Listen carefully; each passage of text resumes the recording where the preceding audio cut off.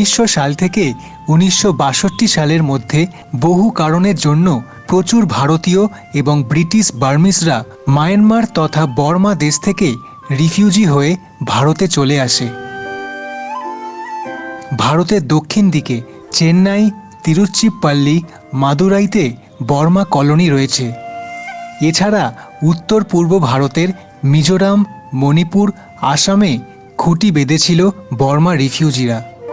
পাশাপাশি ভারতের রাজধানী দিল্লিতেও।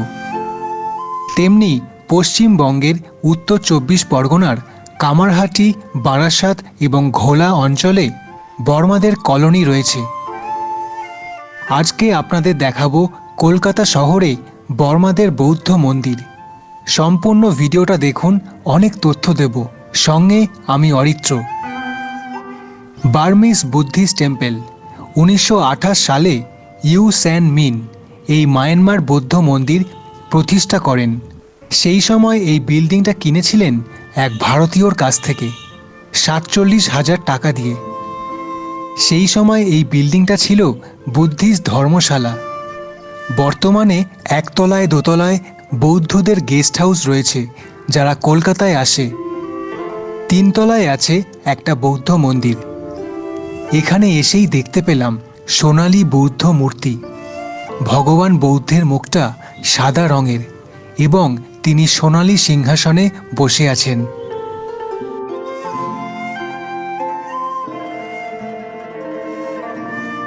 একটা সময় বর্মা ছিল ব্রিটিশ ভারত শাসকের অংশ।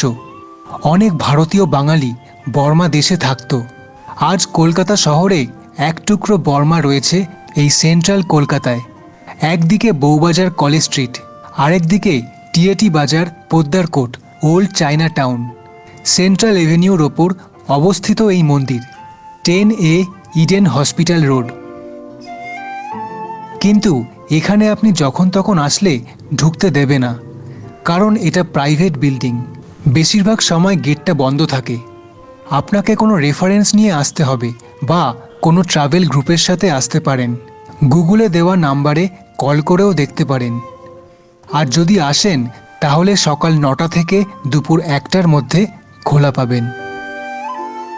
বলিউডের বিখ্যাত নায়িকা এবং ডান্সার যিনি পদ্মশ্রী পেয়েছিলেন, নাম হেলেন।